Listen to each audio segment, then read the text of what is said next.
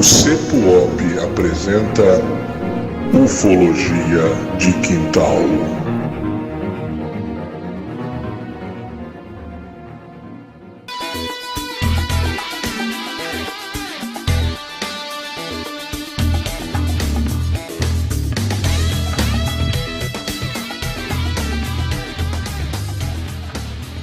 Olá, terráqueos! Sejam bem-vindos preferido, o podcast do Ufologia de Quintal. Hoje nós estamos aqui, gente, para saciar o desejo de vocês, a necessidade de vocês de conhecimento. Porque quem eu tenho aqui? Arthur Neto. Esse é o cara. O Arthur, o cara das vigílias ufológicas, o cara da ufologia raiz, o cara da investigação de campo.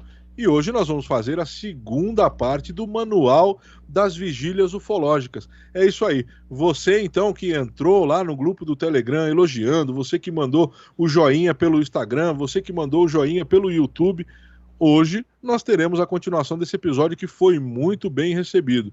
Por quê? Na verdade, com o Arthur Neto, cada resposta é uma aula. Então vamos lá, gente. Hoje tá todo mundo empolgado, esse programa vai ser muito bom, né? Vamos começar aqui então com o Dudu. Dudu, vamos lá, você que faz tempo que não fala primeiro, fica à vontade, Dudu, manda ver, né? E rouba aí o jargão de todo mundo. Vamos lá. Não vou roubar jargão de ninguém. Boa noite, boa tarde. Brincadeira.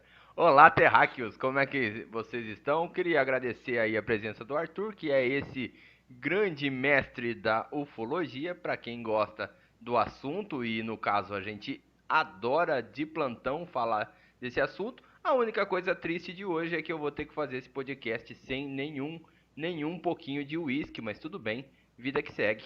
Vamos aprender com o Arthur. Cleiton, muito obrigado de novo pelo convite. Realmente nós estamos fazendo aqui um compêndio, né? Quase que criando um compêndio sobre procedimentos e conhecimento de pesquisa de campo e principalmente de vigílias, porque é engraçado, a gente só percebe depois que a gente começa a botar em prática essas gravações e a gente vê o conhecimento que vai sendo, vamos dizer assim, despertado, vai sendo desenterrado, né? Porque na realidade isso é uma vivência que a gente tem de muitos anos, mas a gente nunca registrou na forma de conhecimento. E agora a gente está verificando que na realidade isso tudo é um grande conhecimento. E a gente tem que registrar, e essa aqui é uma forma de registrar, esse bate-papo, as perguntas de vocês que são instigantes, que instigam a memória, a nossa memória, a trazer essa informação. Então, eu estou muito entusiasmado, espero que a gente não esgote a quantidade de informação que temos para dar continuidade nesses registros, né? Então vamos lá, um prazer estar aqui de novo, obrigado pela oportunidade e pelo convite, vamos nessa. É isso aí, gente, show de bola. Evandrão, vamos lá, Evandrão, agora você e o seu alô para a galera, né? Já que hoje o Dudu não roubou o seu jargão, tá bom? Desmute o microfone e mande bala. Então, boa tarde, boa noite, bom dia, boa madrugada, gente. Então, legal que eu também estava esperando muito já esse manual, esse compêndio, como o Arthur falou aí, para a nossa segunda parte aí do Manual da Vigília, né? Eu, inclusive, da primeira parte já usei vários pedaços, citei aqui, né, em alguns casos que nós comentamos aqui no pod já há algum tempo. Então, assim, e outra coisa, né, cara, conversar com o Arthur, de qualquer assunto que seja, é garantia de boa conversa. Então, tranquilo. Bom, é isso aí então, gente, é isso aí. Nós vimos aqui que hoje a galera tá empolgada. Então, Arthur, eu não vou ficar com churumelas, como dizia o Chaves, né? Sem mais delongas, vamos lá, vamos começar então a destrinchar este compêndio sobre vigílias ufológicas. Então vamos começar com a seguinte pergunta, Arthur. Eu invoco aí, né, a primeira pergunta. Seguinte, Arthur, você teve agora conhecimento, alguém te mandou um vídeo, te mandou um áudio, te mandou um e-mail, está tendo avistamento em Nossa Senhora do Piriri do Sul, tá? Tá tendo avistamento ali. Então, assim, ó, mandaram para você aquilo lá, o Arthur, como grande mochileiro ufológico, como grande investigador, vai pegar a sua Palio Adventure da garagem e vai sair direto, né, para a cidade. Arthur, chegando lá, aí a minha pergunta vai em cima disso. Como é que eu vou buscar a informação? Quais os melhores lugares para obter essa informação, né? O que o Arthur faz chegando na cidade? Tá? Nós sabemos aí, o pessoal que acompanha ufologia, que você fez isso em Magé, por exemplo. Mesmo sem falar sobre o caso, que não é esse o nosso interesse aqui, né? Até mesmo que você já declarou o silêncio sobre isso, nós respeitamos, tá? Mas assim, o que você faz? Chegou na cidade, está tendo avistamento. Onde é que eu vou bater, cara? O que eu vou fazer? Vou na porta de alguém, vou num salão, né? Vou a um bar, vou numa padaria, onde é que eu vou? Como que começa, Arthur? Bom, normalmente deveria começar, você deveria ter um contato prévio, né? Alguém que você pudesse procurar ao chegar na cidade. Algum endereço ou contato de alguém que já é o seu contato primeiro, a sua, vamos dizer assim, a sua porta aberta para começar a investigar. Se isso não acontecer, aí você procura alguma forma de imprensa da região, às vezes tem um jornal local, ou você procura até a autoridade policial. Porque se houve algum tipo de registro oficial, ou se chegou a ser noticiado na imprensa local, você aí já tem duas chances de conseguir alguma informação. Mas eu não tenho assim referências para te dar sobre isso, sobre esse procedimento, porque geralmente quando a gente vai aos locais, a gente já vai com o contato de alguém.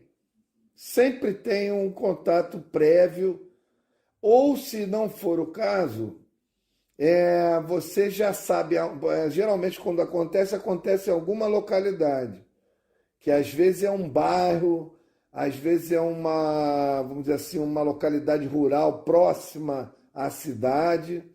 E você já sabendo o nome dessa localidade ou desse bairro, aí você já se dirige diretamente, e aí tem que ser um trabalho de formiguinha mesmo, tem que ir perguntando, começa num bar, né? Começa, no caso da imprensa, se for uma cidade de um tamanho um pouco maior, e você não tiver nenhuma referência, no caso de uma delegacia ou de uma imprensa. Agora, se você tiver um mínimo de informação, aí você já vai direto ou para o bairro ou para a localidade onde aconteceu e vai ter que sair perguntando de boca em boca, entendeu? Geralmente, eu tenho sempre tido sorte nesse sentido, geralmente aparece de cara alguém que já conhece, que já sabe, já te orienta, quando vê que é ufólogo, então, isso é que é bacana. A ufologia, de uma maneira geral, ela tem boa receptividade.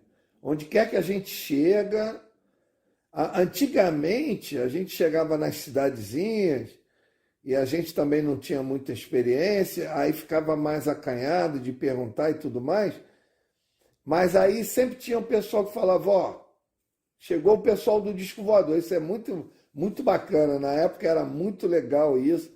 A gente chegava, as pessoas identificavam imediatamente e falavam, chegou o pessoal do disco voador, entendeu? Mesmo que não acreditassem e mesmo que fizessem aquele sorrisinho de brincadeira, um pouco descrente, mas eles sempre falavam, chegou o pessoal do disco voador, entendeu? Então a gente já era meio que uma marca registrada, né? Mas a princípio é isso, é um trabalho mesmo de persistência e geralmente acha fácil, geralmente, porque quando um assunto desse rola numa região, seja ela rural ou mesmo mais metropolitana, o negócio se espalha, o negócio corre, mesmo que as pessoas não acreditem muito, o assunto se espalha rápido. E se você chegar próximo, algum tipo de informação você vai receber. Isso aí é tranquilo, é fato. Tem até um caso engraçado que a gente sempre contou quando a gente conta os causos de ufologia. Já nosso saudoso amigo, grande ufólogo Reginaldo de Ataíde, lá do Nordeste, que tinha uma equipe de ufólogos fantásticos, inclusive até hoje eu não sei se eles deram continuidade ao trabalho. Eles tinham era o primeiro grupo de ufologia que tinha uma sede, eles tinham quase que um museu de ufologia lá no Ceará, lá em Fortaleza, e era um grupo muito ativo, eram pessoas muito dedicadas mesmo. Isso, imagina, década de 70, 80. E aí o Reginaldo sempre contava essa história, que ele chegou uma vez numa cidade para investigar um caso lá, parece que uma aparição de um OVNI, alguma coisa desse tipo. Chegou na cidade, começou a perguntar, aí a senhora falou: olha, meu amigo, o senhor está vendo aquele bar ali? Está vendo aquela quantidade de homem lá naquele bar? O único lugar que o senhor vai obter qualquer informação é naquele bar, onde se reúnem todos os homens da cidade. E aí ele foi para lá, chegou lá, o bar lotado, pessoal jogando sinuca, tomando cachaça e tal. Aí ele foi e se apresentou para o dono do bar, falou que ele era ufólogo, falou que ele estava vindo investigar um caso de UFO, se o cidadão não sabia informar nada e tal. O cara olhou para a cara dele e falou assim: meu amigo, nesse bar aqui vem muito mentiroso, mas igual o senhor, nunca vi não.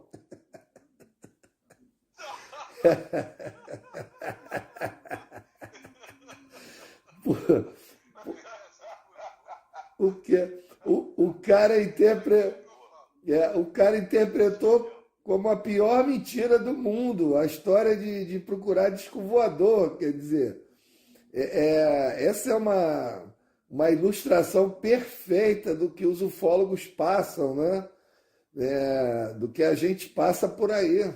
Não tem jeito. Ainda há muita desinformação, as pessoas, mesmo que ouçam falar na mídia e tudo mais, o mundo parece que está totalmente conectado, mas tem muita gente que sequer ouve falar, ou se ouve, aquilo não faz parte do universo daquela pessoa, então ela não dá a menor atenção, não tem a menor curiosidade sobre aquilo, entendeu?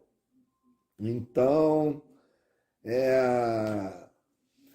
como é que se diz? A gente ainda passa por algumas saias justas, né? É isso aí. É aquilo que eu falo para vocês, gente. Podcast, gravação com o Arthur é cada resposta uma aula. Vamos lá então, Dudu, vamos lá, chega junto. Vamos lá então. Arthur, uma vez que você chegou ali na cidade ali e tudo mais, e agora puxando aí que você mandou aí do bar dos mentirosos ali e tal, dentro dessas histórias, às vezes você chega ali, provavelmente você na tua vasta experiência já deve ter chego em alguma cidade ou algum local em um avistamento e que o camarada tava meio que criando uma história pra sei lá, ou por vaidade, o cara quer se aparecer, ou porque o cara de repente tá achando que comercialmente aquilo ali vai ser lucrativo, mas o cara tá ali contando aquela história e tal, não sei o quê. Eu não vou perguntar pra você como que você identifica na pessoa que ele tá mentindo, porque isso talvez seja apenas um feeling. Mas o que faz você ir buscar nessas outras pessoas que estão em volta do cara para poder fixar, não, esse cara tá mentindo aqui pra mim. Porque assim, às vezes o camarada, ele fala algum relato, alguma coisa, e as pessoas, a primeira coisa, vão dizer que ele é mentiroso. Né? A primeira coisa, não, isso aqui, o cara viu isso aqui, não, é mentira, o cara tá delirando, ou coisa do tipo. Qual é o procedimento que você tem em volta daquela pessoa para poder ver se ela realmente é mentirosa, se é um fato mesmo que você tem que ir mais a fundo ou se você para ali? Isso aí geralmente já é muito assim, para nós que já temos uma certa experiência, isso aí já é muito, fica muito evidente quando a informação ela é frágil, quando ela não tem consistência.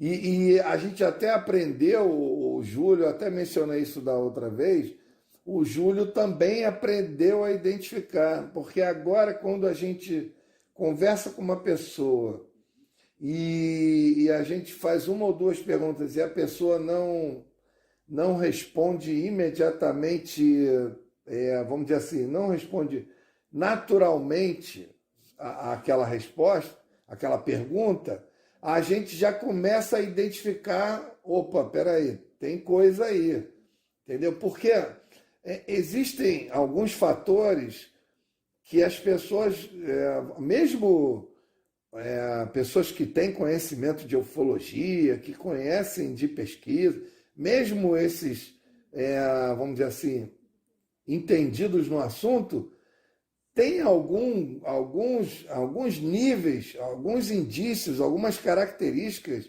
de um certo nível de especificidade ou até uma certa raridade que essas informações são passadas, que isso já faz a diferença. Porque hoje em dia a ufologia está, de certa forma, difundida. Aí a pessoa, conhecendo um pouco, vendo um pouco dos canais de ufologia e tal, ela já vai ter algum conhecimento. Mas, como eu disse antes, existem algumas características e alguns indícios que não estão disponíveis para todo mundo, que é só quem está mergulhado realmente na pesquisa vai poder identificar, vai poder dizer, não, esse cara ele não viu isso na TV, isso não passa na TV, isso não está nos canais de ufologia. Se ele está mencionando isso é porque ele viu isso. Eu citei como exemplo da outra vez, a gente pode mencionar outras coisas, mas, por exemplo, eu citei da outra vez a questão da vitrificação. Essa questão da vitrificação, quando o objeto pousa, ou quando o objeto... Esse é um detalhe importante. Isso é conhecimento, é por isso que eu digo, esses nossos bate-papos, está caindo a ficha de que a gente tem um conhecimento muito específico, que pouquíssimos investigadores têm, justamente por causa da prática. Não é nada demais, ninguém sabe mais do que ninguém. Mas a gente acaba evoluindo para um conhecimento mais específico justamente por causa da prática diária. Então, por exemplo, essa questão da vitrificação já está na literatura ufológica, mas é raro você ouvir falar disso. E é um aspecto muito raro da ufologia. Então, se um objeto... Mas o que eu ia dizendo é o seguinte, o objeto pode pousar e provocar esse efeito, mas ele não precisa necessariamente pousar. Ele pode somente se aproximar, pairar próximo ao solo, e ele pode provocar esse efeito, que é o efeito de vitrificação. Esse efeito também ele não acontece em qualquer solo. Ele é mais comum no solo arenoso, porque o solo arenoso tem mais partículas de cristais. A areia ela é o resultado de muitos anos de erosão, e aí ela vai, vamos dizer assim, tornando muito pequenas partículas de minérios, de diferentes tipos de cristais. E aí sim, quando os objetos se aproximam de terrenos arenosos, essa vitrificação ela pode ocorrer, não é uma regra, mas ela pode ocorrer. E aí dá um efeito como se fosse um vidro mesmo, como se fosse um pedaço de acrílico, e tudo que tiver no solo naquele perímetro ali vai ficar capturado dentro do acrílico, vai ficar preso dentro do acrílico. Então, por exemplo, essa é uma característica de indícios de pouso raríssima, raríssima. Então, se você chega para alguém e alguém, por acaso, comenta que viu isso, não tem a menor chance dessa pessoa ter visto isso num livro, ou ter visto isso na televisão, ou ter visto isso num canal de ufologia. Se o cara comentar isso, eu estou dando até um exemplo um pouco mais radical. Existem outros exemplos. Por exemplo, uma coisa que não se fala muito nas características da presença do fenômeno UFO é na questão dos cheiros. Existem, sim, vários cheiros que são característicos e que eles estão presentes ali na hora que a testemunha testemunhou algum fato, mas eles podem permanecer no terreno durante alguns dias, ou pelo menos algumas horas. Então, existem cheiros bem característicos, que geralmente lembram amônia, que geralmente lembram enxofre, que geralmente lembram alguma coisa relacionada à queimada, mas que não é queimada de mata, não é queimada de vegetal. Então, existem... Agora, eu te garanto, uma pessoa que está mentindo, ela não consegue sustentar uma mentira, a não ser que seja uma pessoa que frequenta eventos de ufologia, que sabe bastante sobre ufologia, aí consegue. Mas uma pessoa leiga, ela não consegue sustentar uma conversa onde ela vai tentar enganar os ufólogos. Não consegue porque não tem conhecimento suficiente para criar uma cena, entendeu? É por isso que é interessante, quando o cara bem do interior, ele te dá uma cena, ele te relata alguma coisa. Por exemplo, eu entrevistei essa semana agora, ontem eu entrevistei, estava lá na Serra da Beleza, entrevistei o senhor Edésio de Aquino Ramos, é um fazendeiro muito antigo lá da região, ele já está com 86 anos, ele é muito conhecido, é muito querido na região. No passado ele fazia o melhor queijo da região, a gente não vinha da Serra da Beleza sem passar na casa dele para comprar o queijo, e ele tem duas histórias básicas que aconteceram com ele. E uma foi há 2 anos atrás. E ele mencionou o seguinte, ontem eu entrevistei ele pela primeira vez, ele falou desse caso. Ele mencionou o seguinte, ele estava procurando um animal nas terras de um vizinho, um animal que fugiu, e ele falou que desceu, uma coisa veio de cima. Ele falou a princípio que parecia lembrava aquele latão que o pessoal recolhe leite na fazenda, aquele latão metálico.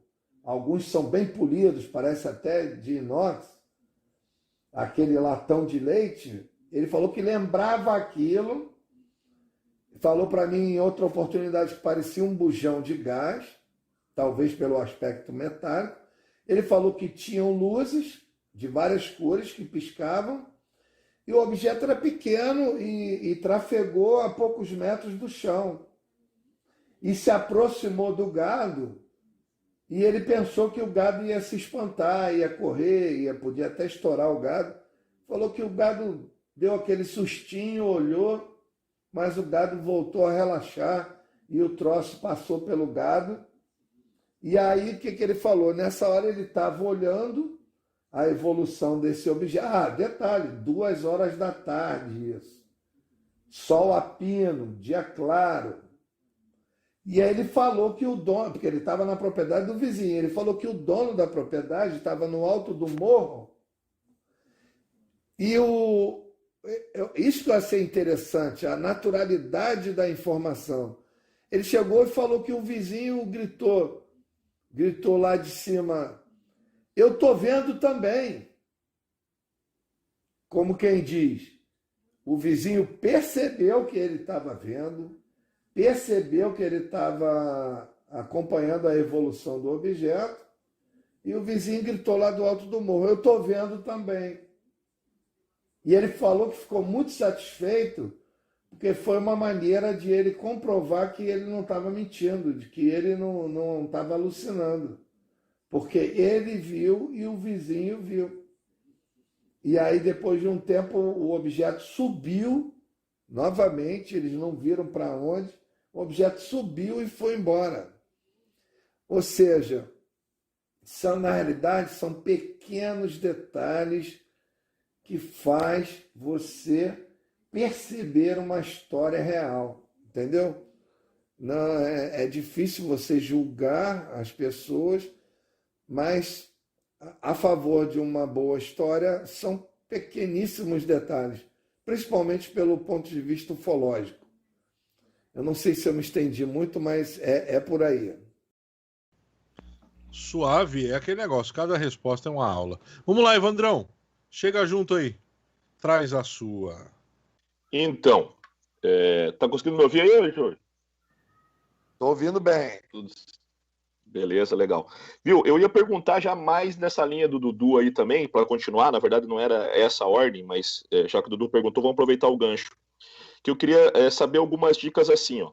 Por exemplo, você vai entrevistar uma pessoa. Aí, no caso, você tá com uma suspeita forte que ela tem algum relato ali interessante para te passar. Porém, ela não quer falar. Então você percebe que tem alguma coisa ali, mas ela não quer te contar, ou pelo menos não quer te contar algum detalhe interessante que você quer saber, etc, etc.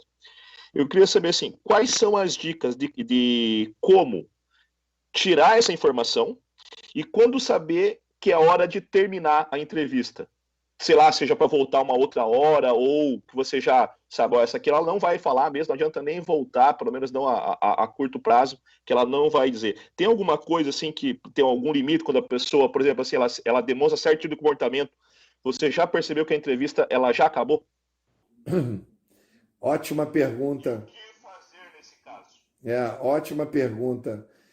Eu vou te dizer, não é uma receita de bolo, mas eu vou te dizer o que acontece, o que eu aprendi a fazer normalmente. Primeiramente é o seguinte, em qualquer situação, se a pessoa quer falar ou você percebe que ela não quer falar, em qualquer situação você tem que conversar antes. Conversar no sentido... deixá-la à vontade, fazer com que ela confie em você. Você tem que passar confiança para ela.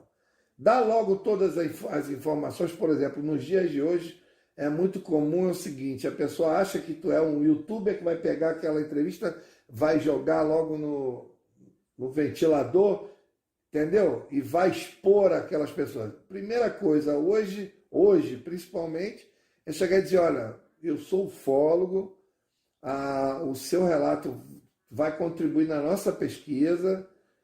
Eu só vou mostrar isso em mídia se você autorizar. Se você não autorizar, a gente vai usar, e você me permitir, eu vou usar em ambientes fechados, em palestras restritas ao público que está ali presente. Então, quer dizer, você já tem que mostrar logo uma preocupação.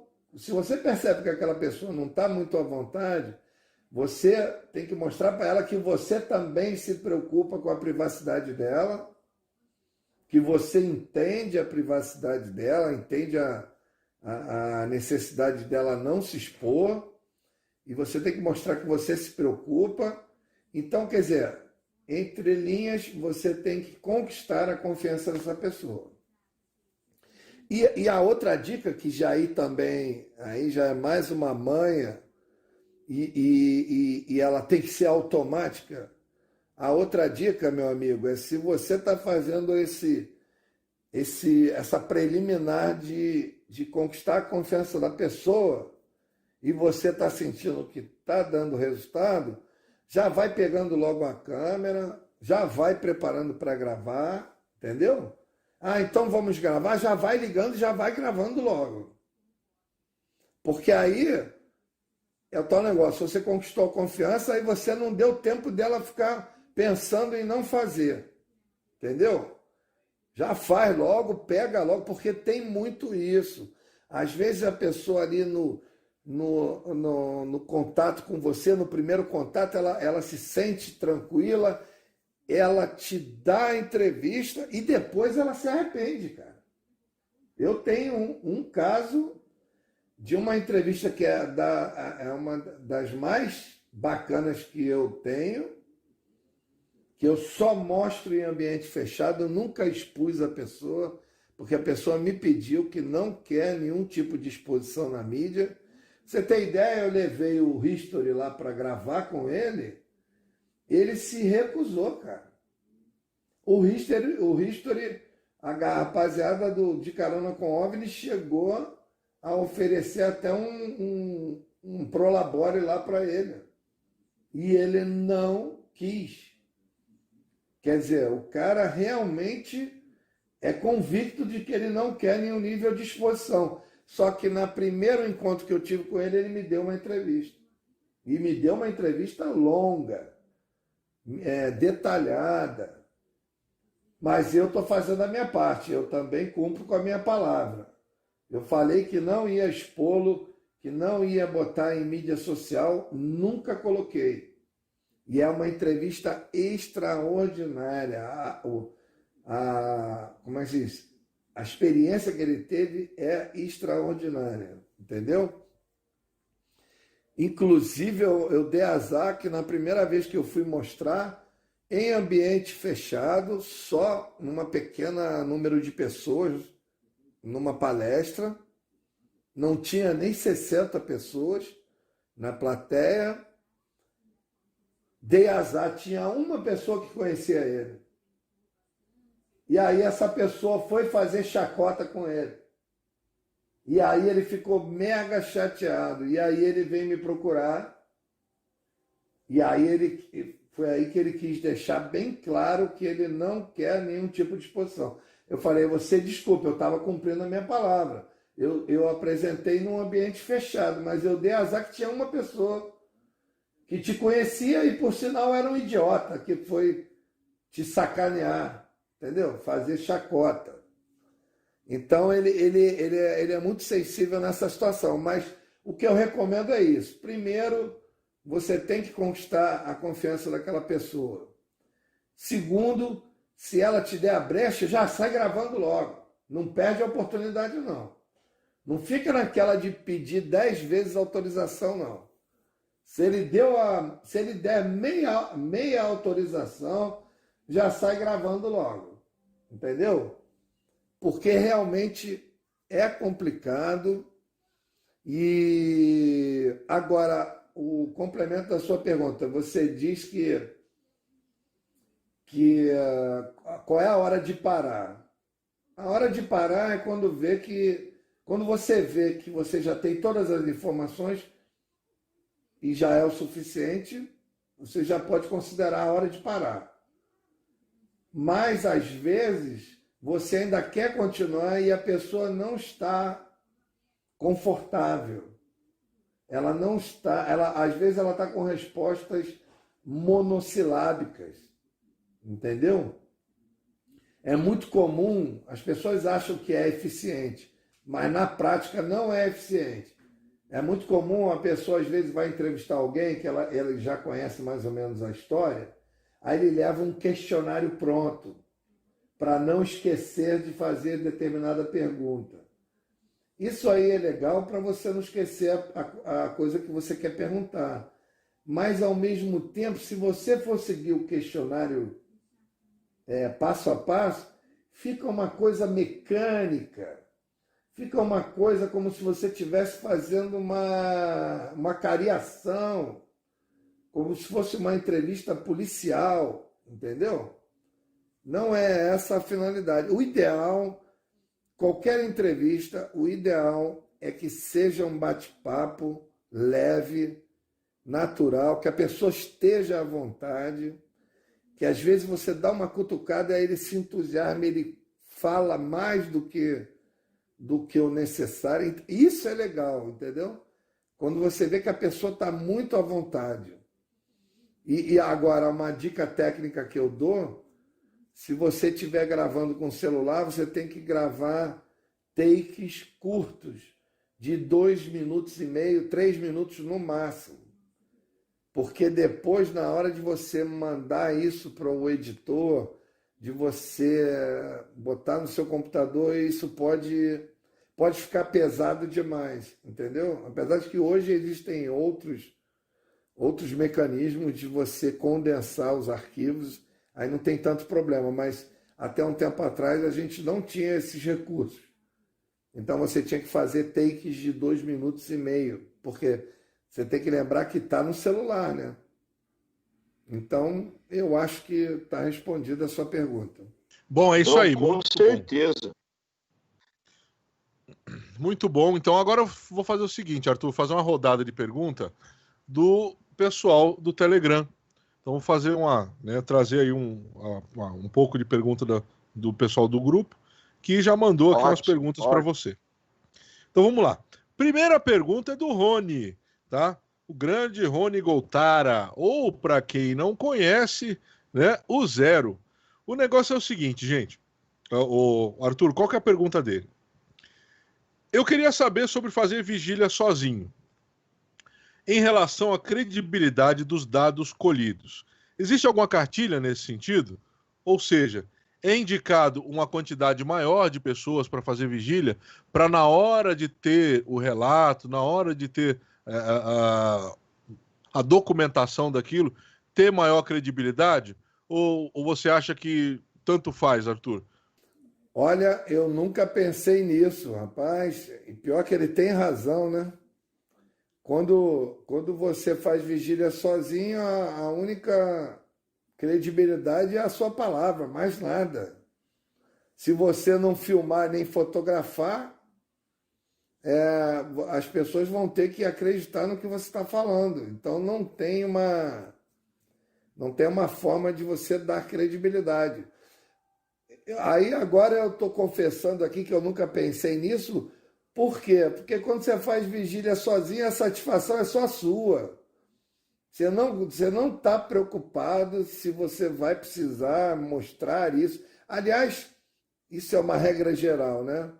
Quando você está fazendo um trabalho bem feito, quando você está bem intencionado, você já tem um histórico de pesquisa e de credibilidade, eu te confesso, você pouco se preocupa em provar alguma coisa para alguém. É o tal negócio. Quando você está aqui, você tem uma percepção em relação ao que vai ser a vigília para você, mas quando você está lá na vigília, muda tudo. Lá, quando você está lá, já é uma questão é uma satisfação pessoal, é um relaxamento maravilhoso. A gente fez vigília. Eu fiz vigília de sexta para sábado, de sábado para domingo e de domingo para ontem. Fiz 3 dias de vigília. Tirando o vento, que estava punk, vento gelado, a gente teve que ficar muito bem agasalhado. Tirando o vento, meu amigo, foram momentos, parece uma coisa ritual, parece uma coisa monástica, entendeu?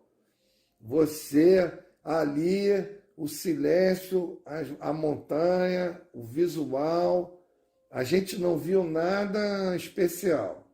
Teve vários alarmes falsos. Mas é o tal negócio, isso é uma coisa que a gente vem falando há muito tempo, que nos ajuda naquelas vigílias em que você não vê absolutamente nada. É o prazer de estar lá, entendeu? Só a satisfação de estar lá, de estar relaxado, de estar num ambiente selvagem, gostoso, para quem gosta. A gente adora, né? E nesse caso a gente não fez a fogueira, a gente não fez nada disso, a gente ficou lá no puro. Então, quer dizer, na realidade acaba que você não se preocupa com esse aspecto. Eu já fiz vigília sozinho, já vivi experiências nessas vigílias que eu estava sozinho e não tive coragem de contar essas experiências em público. Eu só conto para os amigos.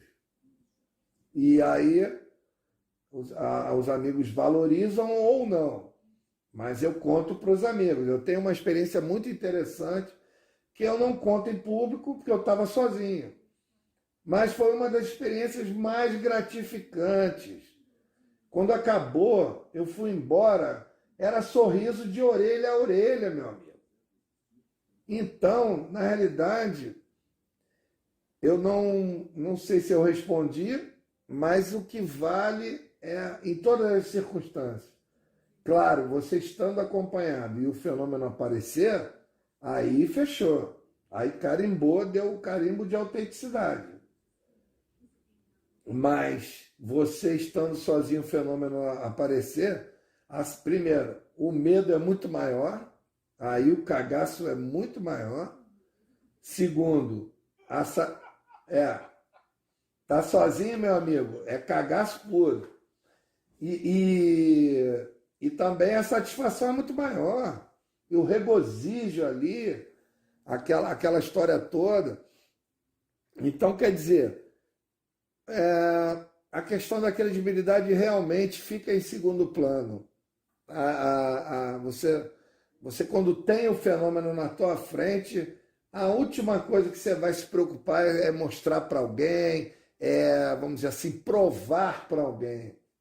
É uma satisfação muito pessoal, é muito particular, realmente. É por isso que a gente é fisgado por esse bichinho da ufologia, porque é muito pessoal. Mal comparando, é como se fosse uma experiência religiosa. Ela é íntima, ela é muito especial, é muito pessoal mesmo. Eu já tive situações assim da pessoa estar com muito medo e manifestar muito medo. Quando a gente fala se cagar todo e tal, é uma expressão que talvez não seja a mesma que para você, não é o sentido literal, tá? Não é literalmente o camarada se borrar, né? É só no sentido de, pô, aqui eu passei um medo do cão. Eu não sei. Mas pode ser também. Né? O camarada saiu correndo, entrou tava para encontrar alguma coisa e de repente escutou alguns barulhos diferentes e falou, quer saber, eu vou pegar o carro e eu vou embora, eu vou vazar daqui. Porque... Olha, eu acho que quem é vigilheiro tem pelo menos uma história dessa para contar, né? Quem nunca tomou uma corridona, quem nunca ficou... Não tem, né? Não, já... tem um caso para ilustrar isso, mas não aconteceu comigo, aconteceu com o Petit, no tempo que a gente trabalhava junto lá na Serra da Beleza, fazendo a pesquisa. Ele estava na porta da barraca, as outras pessoas já estavam dormindo. Lembrei agora de um que aconteceu comigo e com o Petit, posso contar. Exatamente. Mas, por exemplo, esse que aconteceu com o Petit, estava ele e um cara, e o cara não era do grupo, o cara estava indo lá pela primeira vez, e todos foram dormir, só ficou o Petit e o cara. E, aliás, minto, me parece que ele já tinha ido lá 2 ou 3 vezes, mas ele não era do grupo. E aí...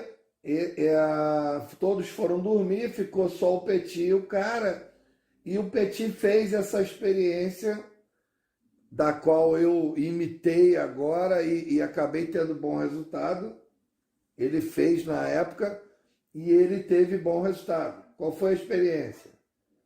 Ele estava bem na porta da barraca, ele virou para trás, abriu o zíper, jogou a máquina dentro da barraca, fechou o zíper e falou: podem aparecer, nós não vamos fotografar e nem filmar.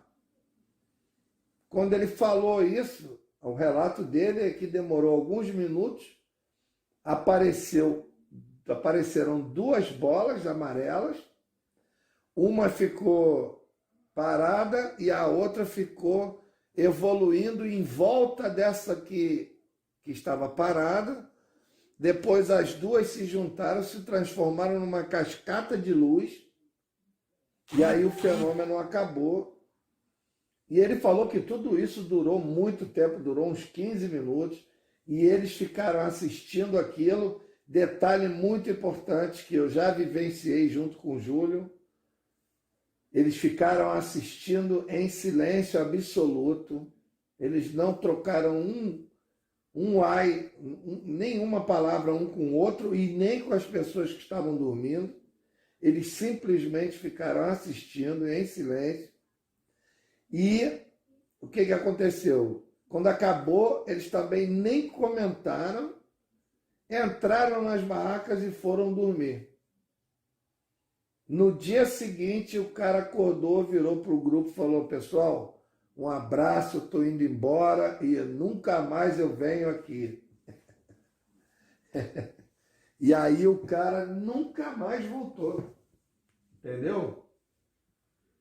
E o outro caso é o seguinte. Essa foi uma clássica. A gente sempre comentava sobre isso. Ô Arthur, eu vou emendar aqui com a outra pergunta do grupo, tá bom? Pode ser? Que é sobre isso que você está falando, não vou mudar de assunto. Então pode ser, pode falar, pode emendar. É o seguinte, o Walter Ramos, lá do grupo do Telegram. Gente, você que está me ouvindo aí, ó, grupo do Telegram, não é porque é do Ufologia de Quintal não, hein, mas é um dos melhores do Brasil, hein? Do mundo, né? Agora o nosso quintal é o mundo. Olha a soberba falando. Mas vamos lá, gente. O negócio é o seguinte, ó. O Walter Ramos, né, ele pergunta o seguinte: se depois daquele mega avistamento que você teve sem a câmera, aquele que passou no de carona com OVNIs, aquele que você contou até para nós, se depois daquele mega avistamento que você teve, que foi uma experiência assim, né, extremamente importante, tá? Aí ele pergunta o seguinte: é recomendável não ir com câmeras? Será que pode aumentar a incidência, né? Ir sem intenção de gravar, tá? Faz com que a incidência do fenômeno aumente, na sua opinião?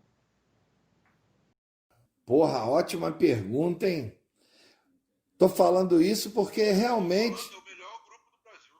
Porque eu tô falando que é ótima pergunta, porque realmente existe esse componente, mas a gente, cara, o ser humano é teimoso, né, cara? A gente acaba não querendo apostar nisso como sendo uma regra. Eu já falei várias vezes que isso pode não ser uma regra, e a gente insiste em levar equipamento, entendeu? E acaba não vendo nada. Então, quer dizer, existe, eu não quero colocar isso como sendo uma regra estabelecida, mas existe uma grande chance de, se você levar a sério essa coisa de não levar a máquina fotográfica nem filmadora, pode realmente acontecer de você ter experiências extraordinárias. Pode acontecer. Por exemplo, essa semana nós estivemos lá no Quilombo. Aí sabe como é que é, né? De noite é vigília, mas de dia fica procurando o que fazer, né? Aí nós fomos lá no Quilombo. O Quilombo, para quem não sabe, é um quilombo que existe desde 1830. São, em média, de 150 moradores descendentes dos negros escravos do século passado que viviam naquela região.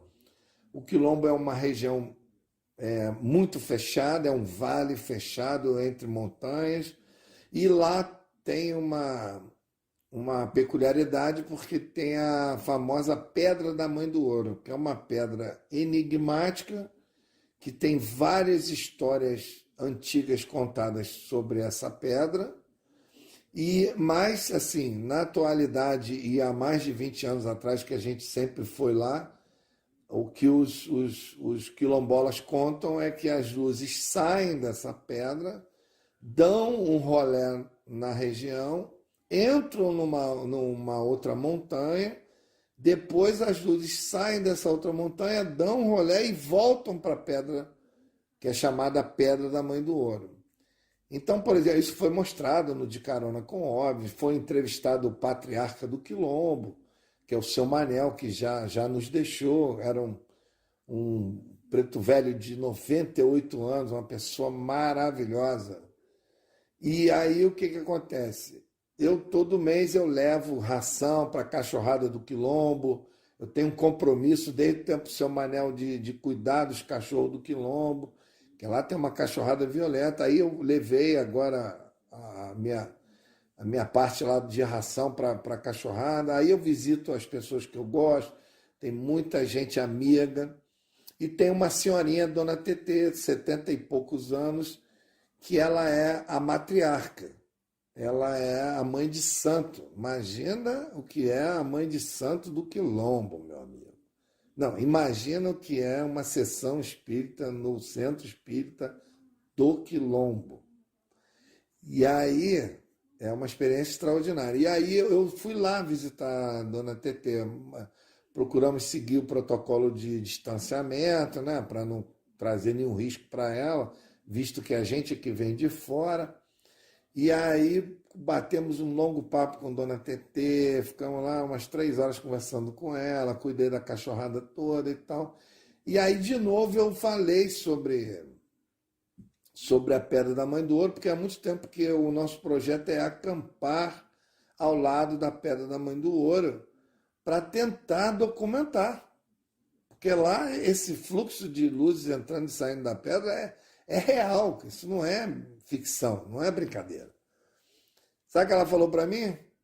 Ela falou, não vai adiantar nada você acampar lá. Não adianta, ela falou assim, não adianta você ir para lá querendo ver. Você pode até acampar aqui para tentar investigar alguma coisa, mas você tem que fingir que não quer ver. Porque lá, entre os quilombolas, existe uma tradição, todos falam disso, não é só ela, não. Seu Manel também falava, e todas as pessoas que conhecem falam. Se na hora que aparece o fenômeno, se você apontar ou falar, ele some. Ou se você quiser muito ver e ficar falando que quer ver, eles não aparecem. Você tem ideia? Olha a história, cara. Isso não é brincadeira. A Dona Tetê fala que quando ela era menina, que ela ficava brincando no terreiro, naquela época não tinha luz. Você tem ideia, a luz do Quilombo deve ter o quê? Deve ter uns 17 anos, mais ou menos, que tem luz no Quilombo. Até 20 anos atrás não tinha luz, não. Então, eles têm luz há pouco tempo. Aí ela falando que elas ficavam brincando no terreiro e as luzes apareciam e iluminavam a brincadeira das meninas. E as meninas já sabiam que não era para olhar e nem apontar e nem falar, e aí elas ficavam fingindo que não estavam vendo as luzes para as luzes poderem continuar iluminando a brincadeira das meninas. Olha só que coisa, cara. As menininhas do Quilombo já interagiam espertamente com o fenômeno a ponto de trapacear com o fenômeno para elas poderem tirar proveito daquela luminosidade que ela diz com todas as letras, as luzes iluminavam o terreiro onde elas brincavam. Então, a informação, pelo ponto de vista ufológico ou religioso, que vem de lá do Quilombo, ela é muito séria, ela é muito preciosa, ela chega a beirar a magia, entendeu? Então, você ouvir isso de uma pessoa séria, eu acredito em cada vírgula que Dona Tetê fala. Aí ontem ela me botou uma pulga atrás da orelha, porque agora eu voltei para casa pensando, a gente quer tanto acampar lá na Pedra da Mãe do Ouro, primeiro que é um lugar lindo, segundo que do lado tem uma cachoeirinha, terceiro que vai ser uma experiência extraordinária a gente fazer uma análise completa nessa pedra. A gente quer levar detector de metal, magnetômetro, a gente quer tem uns nerds que são do nosso grupo que querem fazer uma análise completa da pedra. Entendeu? Essa pedra é uma coisa linda, parece um portal. Ela tem todas as características de que ela foi colocada lá. Ela não é dali.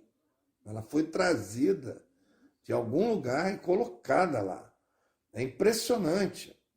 Então, quer dizer, eu estou te dando um exemplo, mais ou menos dentro dessa linha, de que existem coisas que a gente não consegue explicar. Entendeu? A gente quer seguir o que, vamos dizer assim, os acontecimentos vão nos dando, a gente quer seguir, mas o ser humano é meio teimoso, né? Aí não para de chegar gente lá com máquinas poderosíssimas, querendo fazer registro. Pode até acontecer, isso não é uma regra, realmente pode acontecer de fazer um belo de um vídeo. Nós conseguimos. Eu consegui, depois de 30 anos, eu consegui registrar um vídeo de 2 objetos voando em formação lá na Serra da Beleza. É o meu maior troféu, entendeu? E é um vídeo excepcional, porque nós tentamos de todas as maneiras explicar aquela imagem. Não conseguimos uma explicação convencional. Não tem. Aí, depois que 2 meses de análise, 2 aeronautas disseram, olha, vocês filmaram objetos voadores não identificados, eu falei, então agora vamos postar. Aí eu tomei coragem de postar. Aí está aí no meu canal. É uma imagem linda. Eu vou até fazer uma camiseta com aquela imagem. Mas é o tal negócio. Demos sorte. E o grande detalhe, nós estávamos gravando com a TV Globo. A TV Globo de Resende, que é a TV Rio Sul, filiada da Globo, estava conosco. Nós estávamos com 2 câmeras, a da Globo, poderosíssima, e a do nosso videomaker, que também é uma câmera profissional poderosíssima. E um grupo de 6 pessoas. Então, 6 não, 7 pessoas. Num dia de semana, meio de semana, de tarde, vazio, deserto, a serra. Então, quer dizer, nós demos sorte em todos os aspectos. Então, essa história de com câmera ou sem câmera, não sei até que ponto é uma regra ou é uma lenda, não sei até que ponto. Muito legal essa resposta sua, Arthur. Eu vou dizer, por experiência própria também, que a maioria das vezes que eu tive contato com o fenômeno foi depois que eu resolvi parar de caçá-lo com câmeras, com celulares, com aparelhos potentes, e aí aumentou sensivelmente a experiência com o fenômeno OVNI. Isso aí é bem interessante mesmo. Teve um dia até que o Dudu tava, nós tentamos tirar, olha, sem brincadeira, Arthur, nós tentamos tirar e aí fotos normais. Tentamos tirar umas 10 fotos, saíram uma foto. Até os aparelhos que acabam dando problema nesses momentos. E aí, em cima disso, Arthur, eu vou trazer uma outra pergunta para você. Essa pergunta é da minha esposa, tá? Da minha esposa, ela que quase nunca ouviu o nosso podcast, começou a ouvir, acho que ela está gostando. Mas eu perguntei para ela se ela tinha uma pergunta hoje, ela mandou. Arthur, o negócio é o seguinte, Adriana, um beijão para você, minha esposa. Ela pergunta o seguinte, Arthur, é possível, né, em supostos locais de pouso de nave, haver uma radiação residual? E até que nível de problema, até que nível, né, que essa radiação residual pode afetar na vida, né, das pessoas que estão ali, que seja uma radiação, até que nível isso já foi constatado, de ter uma radiação residual que seja prejudicial à vida que se encontra ali naquela região? Não, excelente pergunta. Geralmente é o que acontece. Na hora que o objeto aquela recomendação que a gente sempre faz. Se você se deparar com um objeto pousado, não se aproxime. Não se aproxime porque, historicamente, o risco de radiação é muito grande. É muito grande ao ponto de comprometer realmente a saúde. Mas, no pós-fato, ou seja, no dia seguinte, na manhã seguinte você ir lá para verificar alguma coisa, pode existir, geralmente existe uma radiação residual. Geralmente existe. Os caras chegam com o aparelho e conseguem medir e geralmente tem uma diferença lá. Só que essa diferença não chega a ser comprometedora em termos de saúde, até porque você não vai ficar exposto lá. Se você fosse dormir lá dentro da marca 2, 3 dias, talvez você tivesse algum problema, mas se você só chegou lá, examinou, passou o aparelho e saiu, eu acredito que não tenha maiores problemas. Normalmente é o que acontece. As referências que a gente tem de investigação pós-pouso é que tem radiação residual, mas essa radiação não chega a comprometer em termos de saúde. Mas a tua afirmação anterior, foi até bom aproveitar para complementar a tua informação anterior, de que todas as vezes que você teve uma experiência bacana foi quando você não quis fotografar.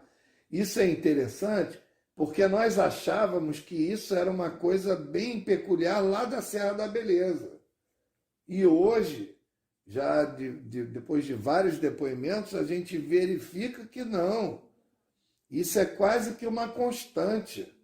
Na maioria dos lugares que há pesquisa de campo, que fazem vigílias e tal, esse componente ele existe. Quando a pessoa quer muito capturar o registro, acaba não acontecendo.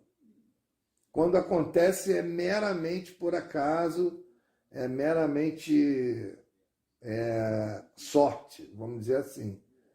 Então, quer dizer, isso não é... A gente pensava que era coisa lá da Serra da Beleza, que é aquele grupo de pessoas que andam por lá e que não querem ser fotografados. Mas hoje a gente vê que isso não é uma coisa incomum. Em várias regiões acontece a mesmíssima coisa. Ou seja, hoje o melhor equipamento é um bom binóculo. Aí sim, que aí você pode ver detalhes, mesmo sem registrar, você pode ver detalhes, entendeu? Isso aí, show de bola. Vamos lá, meninos. Quem chega aí? Dudu ou Evandro? Tá na minha vez aqui. Tem tanta pergunta aqui que tá até complicado. Então, Arthur, eu ia te perguntar o seguinte, sobre a questão de networking mesmo, né, no caso. Você estava falando ali que tem uma amizade com o pessoal de vários lugares, né, não só deste, né? E dá para perceber também que você é uma pessoa que conversa bem, uma pessoa que tem uma conversa agradável, etc, né? Então, acho que deveria até dividir em duas, né? Uma é o que o Arthur faz para manter esses contatos, amizade. As dicas que o Arthur daria para uma pessoa, assim, comum que está começando na questão agora, do tipo, sei lá, tipo, dar ração de cachorro para tudo. Mas eu tenho gado, não, dar ração de cachorro também funciona. Como é que é isso? Na realidade, o que acontece? Esse relacionamento ele vai acontecendo naturalmente. Dificilmente você vai para um lugar investigar alguma coisa relacionada ao fenômeno UFO, vai conhecer as pessoas, dificilmente você não vai criar um elo, é muito difícil, a não ser que você seja muito fechado e muito, vamos dizer assim, muito refratário ao convívio, mas não tem como, até porque a grande maioria das pessoas são de regiões distantes, são do interior e são as pessoas mais amáveis, mais, vamos dizer assim, mais receptivas, te recebem com carinho. Ontem, para você saber como é que funciona, ontem, mais uma vez, eu tive que me desculpar deveras para não almoçar com Dona Tetê, porque toda vez que eu vou lá, ela quer que eu almoce com ela. Eles são completamente desprovidos de qualquer falso pudor, entendeu? Eles querem te agradar. Eu saí de lá ontem com um saco cheio de limão siciliano, de laranja. Toda vez que eu vou lá, a gente volta.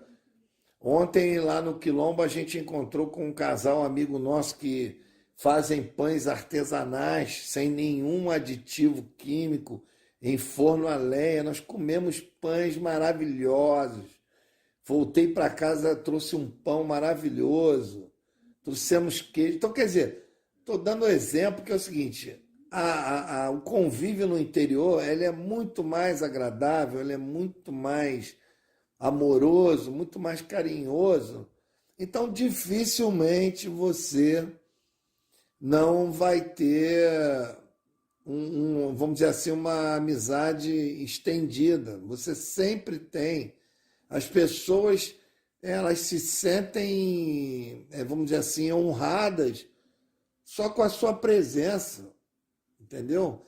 E toda essa parte social, aliás, eu acho que já está na hora de falar disso, eu evito falar disso, porque caridade a gente faz com uma mão e a outra não pode ver.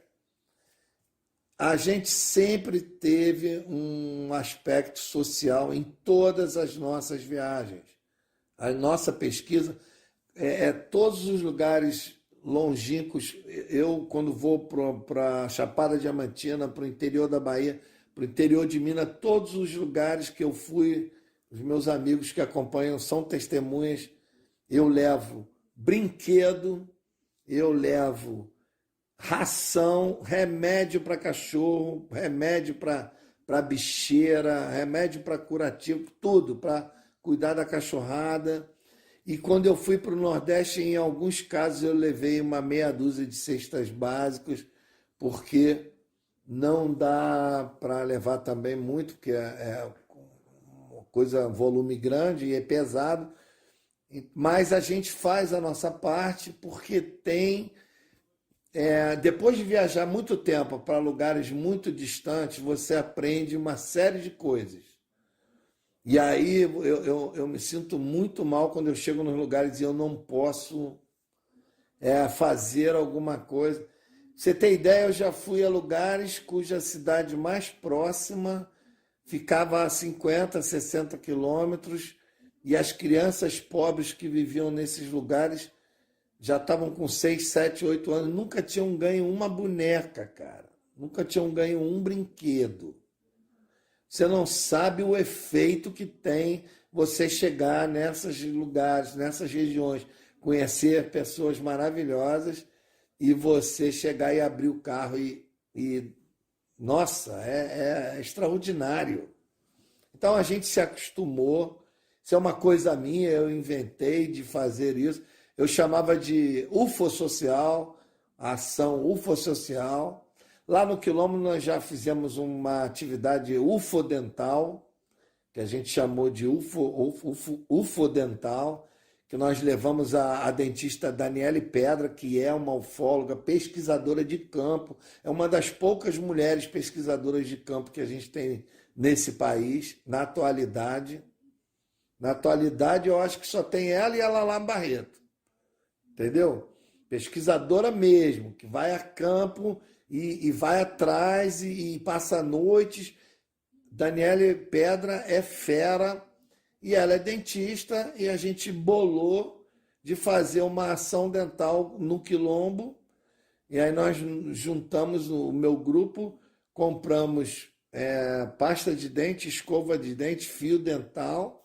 A Daniele levou um frasco enorme de flúor.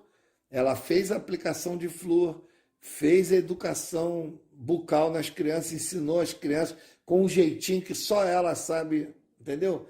nós promovemos uma ação e foi maravilhosa, a repercussão foi ótima, a gente inclusive tinha uma segunda parte para dar continuidade, acabou não acontecendo por diversas razões.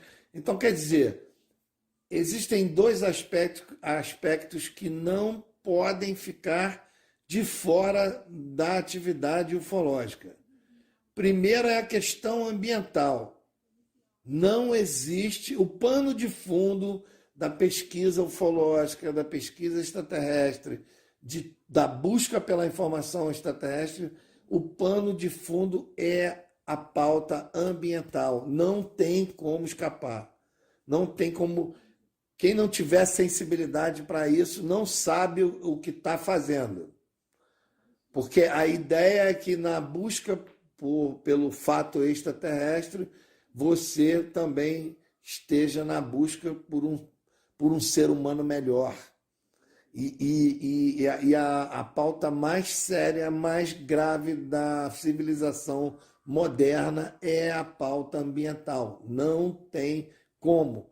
Então, qualquer lugar que a gente vai, o olho está sempre voltado para a questão ambiental, para a questão do cuidado animal, para a questão do cuidado do ser humano, para a questão da saúde, para a questão... tem que ter um componente social diretamente relacionado à questão ufológica, porque senão a gente não vai fazer a diferença. Entendeu?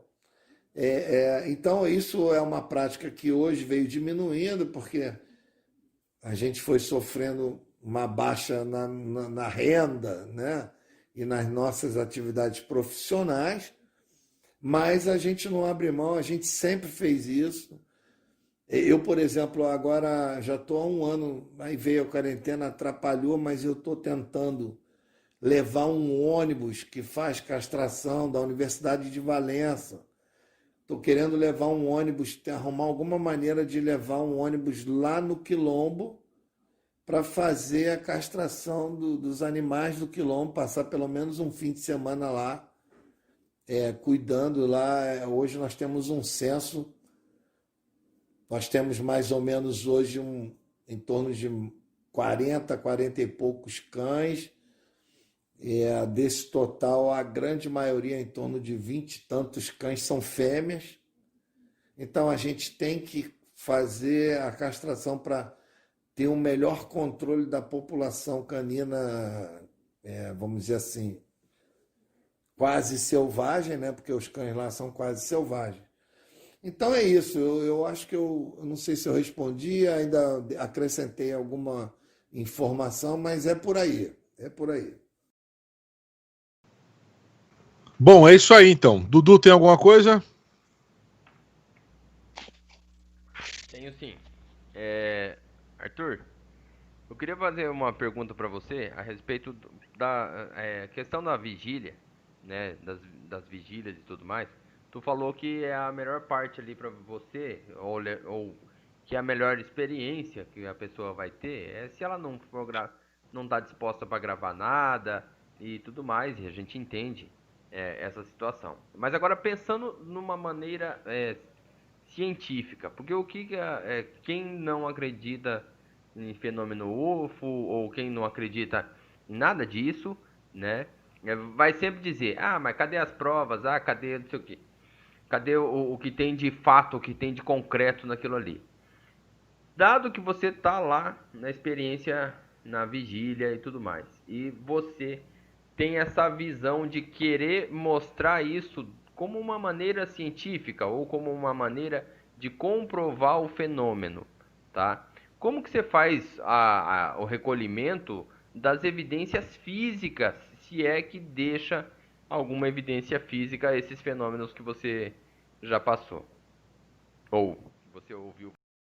Bom, a evidência física que a maioria dos ufólogos mais, vamos dizer assim, mais radicais chamam de indícios, porque provas, o que é dito é que cientificamente não existe prova de um fenômeno que você não pode reproduzir. Já começa por aí. Então, o fenômeno UFO é um fenômeno aleatório, é um fenômeno que não se pode reproduzir. Então, dificilmente se pode classificar como provas os poucos indícios que a gente consegue. Aí é justamente isso. Quando você consegue algum tipo de manifestação ufológica e que ainda por cima ela deixa vestígio, ela deixa indícios, que teoricamente seriam provas, aí, meu amigo, pode comemorar, pode soltar fogos, que é o máximo, é o máximo. A coisa mais gratificante do mundo é você chegar. Imagina, eu só vi isso uma vez na minha vida, até agora, que foi lá com o Jacó Miller, lá em Mucugê.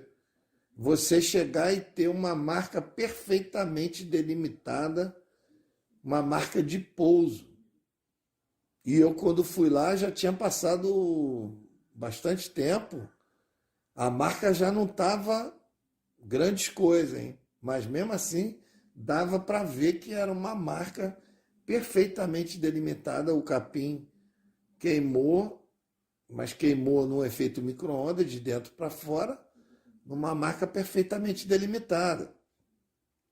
Isso é o máximo, cara. Para um pesquisador de campo, você chegar num lugar, você encontrar aquela marca perfeita, já é o máximo, pode comemorar. Daí, você tem que seguir os protocolos normais, ou seja, você tem que colher o solo de dentro da marca e de fora da marca, para você ter controle. Você tem que fotografar ou registrar os efeitos no capim dentro da marca e fora da marca. Você tem que medir magnetismo dentro da marca e fora da marca. Você tem que medir radiação dentro da marca e fora da marca. Então, você tem que seguir aqueles procedimentos padrões científicos, né? Pelo menos tentativa de ser científico. E aí você tem aí você pode até esticar um pouco essa parte técnica, por exemplo, se houver marca de sapata, de pouso, você fazer um molde com gesso para determinar que tipo de sapata que aquela sapata era, se ela era quadrada, se é redonda, se ela é cilíndrica, entendeu? Se ela tem furos, por exemplo, a marca famosa, foi a mais bonita que eu já vi até hoje, a nível mundial. A marca mais famosa é a do seu Arlindo, lá de Baipendi, que é uma marca trapezoidal com 5 furos para um lado, 5 para o outro, uma coisa linda. Ela estava tão bem, ela estava tão recente, e quem fez o molde fez com tanta habilidade, que eles puderam, através da massa colocada nos furos, determinar o quanto de peso foi projetado ali. Ou seja, os caras puderam determinar praticamente o peso da nave, que eles calcularam em torno de 2,5 toneladas, mais ou menos. Então, quer dizer, isso é padrão científico, procedimento de um bom nível científico. Agora, fora isso, vai depender de muitos outros fatores você poder tentar provar alguma coisa para alguém. É por isso que cada vez mais o ufólogo de campo, o ufólogo que faz pesquisa, ele é cada vez mais raro, mas os poucos que existem, eles são cada vez mais solitários. Que nem o resultado da pesquisa dele ele pode levar, entendeu? Então é uma atividade ingrata, é uma atividade solitária. Agora, a única maneira seria registros regulares, ou seja, nós tivemos 3 dias de vigílias, esses 3 dias de vigília, tudo que aconteceu tinha que estar registrado. que aí você junta com mais outros 3 dias e compara, aí você junta com outros dias que o fenômeno apareceu e compara, aí sim, aí você vai transformar aquela experiência que ela praticamente ela é obsoleta, ela é invisível porque não existem provas, não existem. Aí você acaba inserindo, mesmo aquele dia que você não viu nada, ele vai estar inserido no bojo de uma pesquisa de longos anos, onde todos os dias foram registrados, independente de que o fenômeno apareceu ou não. É a única maneira de você transformar vamos dizer assim, esses indícios ou essas provas que são tão frágeis em metodologia científica, entre aspas. Entendeu? É a única maneira que eu vejo de você dar uma cara científica para isso. Show de bola. Mas, Arthur, é o seguinte, ó. Vou dar só um pitaco aqui, tá? Eu vejo muita gente falando sobre a ufologia, e até alguns ufólogos, não é o seu caso, falando sobre ciência, e aí, me perdoem o palavreado, sem conhecer para nenhuma de ciência. Que o cara atrás da ciência, não, mas o que acontece, cara? Tá aí o Evandro que não vai me deixar mentir, vai mentir junto comigo.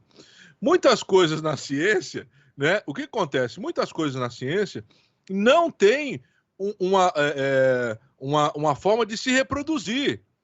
E aí os caras, não, mas o fenômeno OVNI tem que reproduzir. E aí não é o seu caso, tá? Eu quero deixar isso bem claro. Mas tem algumas pessoas que falam sobre ciência sem nenhuma, cara. Foi muito difícil. Por exemplo, vou dar só um exemplo, cara. A equação mais famosa de Albert Einstein. Quanto tempo demorou para se entender aquilo? Quanto tempo demorou para se reproduzir aquilo? E até hoje se estuda. Até hoje se estuda. E é igual a MC ao quadrado. Cara, então assim, quando ele teorizou muitas coisas, tá? Ele fez a teoria, ele tinha certeza daquilo com as teorias que ele criou, né? Com as suas formulações matemáticas, mas ele não conseguia reproduzir. Então essa aí vai para você que fala sobre ciência sem entender nada de ciência. Ufologia de quintal é cultura. Evandro, chega junto aí, mente junto comigo, vamos embora. Não, você falou tudo, já falou tudo que podia falar, Cleiton. Eu acho que eu já falei isso aí um pouco no outro capítulo, né? E você tem também fenômenos científicos que realmente não podem ser reproduzidos ipsis literi. Por exemplo, fenômenos históricos, né? Aí, claro, você vai ter vertentes, vão dizer então que história não é uma ciência. Aí eu vou deixar para os historiadores se quebrar tudo, inclusive você aí, que vocês vão conseguir provar rapidamente que é uma ciência com certeza. Você, por exemplo, vamos pegar uma coisa que alguns dizem que não é ciência, e aí eu vou tender a concordar, a psicologia. Mas a psicologia ela não é ciência do ponto de vista que ela não pode estar falsa, né? Você não pode desafirmar uma afirmação psíquica. Por quê?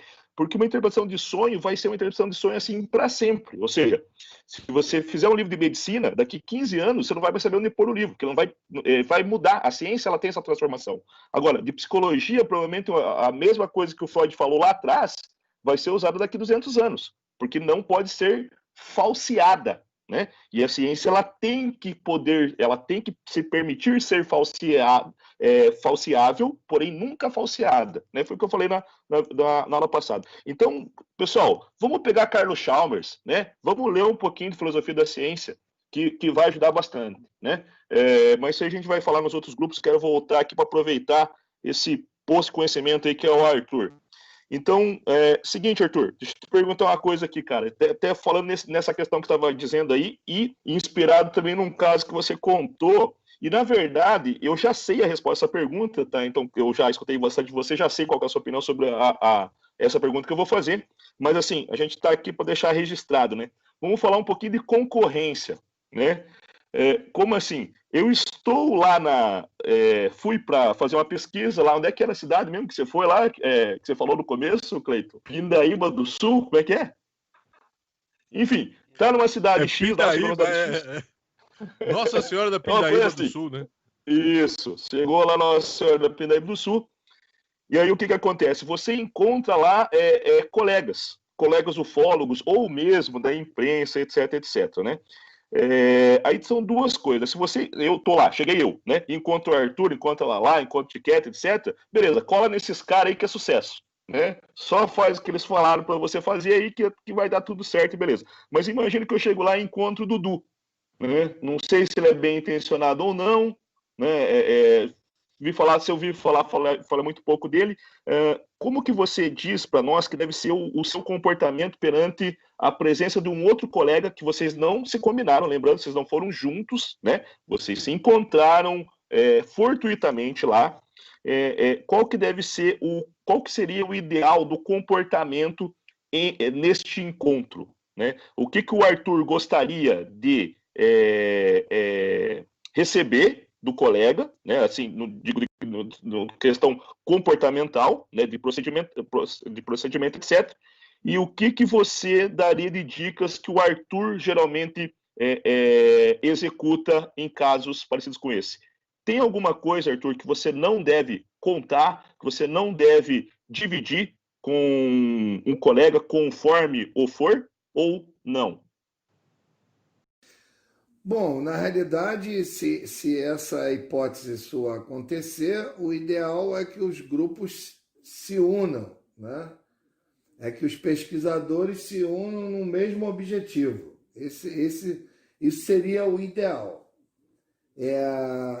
Se isso não ocorre, a gente tem que acompanhar o comportamento e trocar, ou melhor, observar quais são qual é o aprendizado que tem ali. Às vezes você tem um grupo que você não conhece, que às vezes você, por uma oportunidade, vai encontrá-lo numa região para fazer o mesmo tipo de pesquisa, e você pode aprender muito com eles. Você pode usufruir muito de equipamentos. Às vezes tem gente nos grupos que tem uma atividade completamente separada do que você está acostumado, entendeu? Tem gente que é extremamente ativa, tem gente que dispõe de equipamentos que a gente nem imagina. Isso acontece muito lá nas minhas reuniões de vigílias lá na Serra da Beleza, que já é uma coisa regular, quase institucionalizada, porque nós já estamos fazendo isso há quase 3 anos. Aparece figuraças lá, cara, cheio de equipamento, cheio de conhecimento. Aí quer queira ou não, você às vezes pode achar que muita coisa ali vai ser obsoleta, porque não adianta. Porque o fenômeno UFO tem essa questão. A gente estava falando aqui de aspectos técnicos, científicos, mas tem muito essa questão, o fenômeno UFO. O fenômeno que eu digo, esse fenômeno de proximidade, né? Esse fenômeno de quem vai atrás, né? Porque isso tem que ficar bem claro. Às vezes a gente fala aqui de certas coisas que um cara que se acha ufólogo ou se diz ufólogo, ele vai escutar a gente, vai falar, aí vai falar assim, isso aí eu conheço. Só que nós não estamos falando desse conhecimento público superficial do fenômeno. Nós estamos falando de aspectos relacionados à proximidade com o fenômeno. E essa experiência, essa vivência de proximidade com o fenômeno, agora eu vou deixar um pouco a modéstia de lado, não é para qualquer um.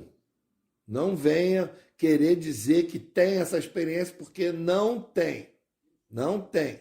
Hoje, no país, a gente conta nos dedos, eu conheço porque eu sou amigo da maioria, a gente conta nos dedos quem é pesquisador de campo mesmo, que faz regularmente pesquisa de campo, como nós estávamos ontem em vigília. É outra história. O cara que foi uma vez ou outra com um grupinho é uma história.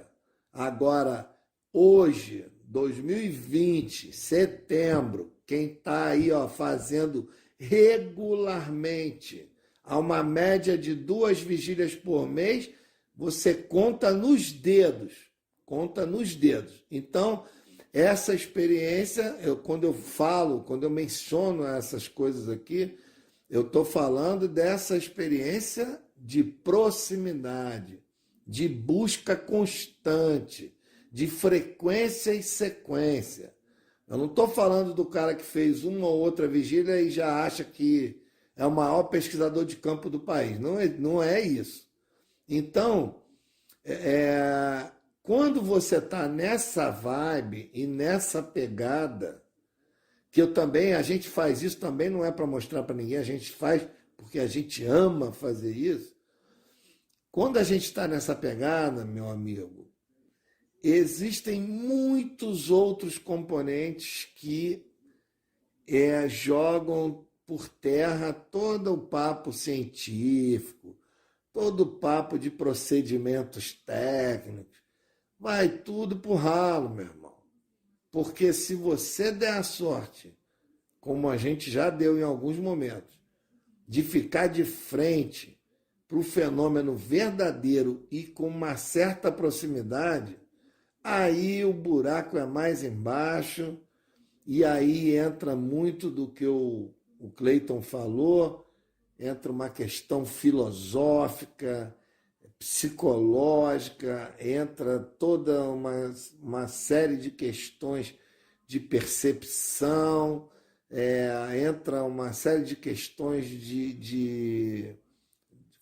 do ponto de vista humano, até do aspecto religioso, entram várias questões que são vamos dizer assim, da sabedoria humana e que estão, vamos dizer assim, à margem da ciência pura e dos métodos científicos. Eu posso dizer isso, que estão à margem mesmo. Então não adianta, é isso que a gente está tentando resgatar nessas conversas, é justamente esse conhecimento que a gente vivenciou, mas a gente não registra, então ele não passa a ser conhecimento. A partir do momento que você começa a registrá-lo, falar, racionalizar em cima dele e vamos dizer assim, organizá-lo, dar uma cara para ele, aí ele passa a ser conhecimento. Aí ele vai poder, depois que virar um texto, vai poder ser lido e observado e repetido por outras pessoas. Então, nesse caso aí do exemplo que o Cleiton deu, eu acho que a única palavra que engloba aí é unir forças. Assim deveria ser. Porque não adianta, você sempre aprende com os outros.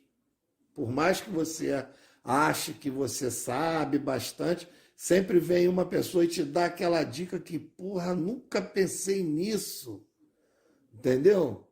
Porque os pontos de vista são diferentes, são milhares de pontos de vista. Então, eu não sei se eu respondi, mas eu vejo dessa maneira. Entendeu? Não há que haver segredos entre pesquisadores. Há que haver união, até porque vai ganhar o que com isso? Isso é uma coisa hoje existe uma corrida de rato aí, muita gente correndo atrás de visualizações, muita gente querendo mostrar o que tem mais impacto, quando na realidade o conhecimento mesmo, que vai levantar a ufologia para uma categoria evoluída, não está nisso aí. Não está em ter mais razão, em ser mais importante, em aparecer mais na mídia. Não é isso, cara. A gente está repetindo o erro do ser humano, da vaidade, do orgulho, sabe? A palavra real é corrida de rato, meu irmão. E eu te digo, eu já caiu a ficha, eu tenho meu canal, também quero visualizações, também quero mostrar o meu trabalho, mas eu não quero participar dessa corrida de rato, não. Isso aí não é para mim, não. Eu já era ufólogo antes das mídias sociais existirem. Eu não estou atrás de público, eu estou atrás dos ETs.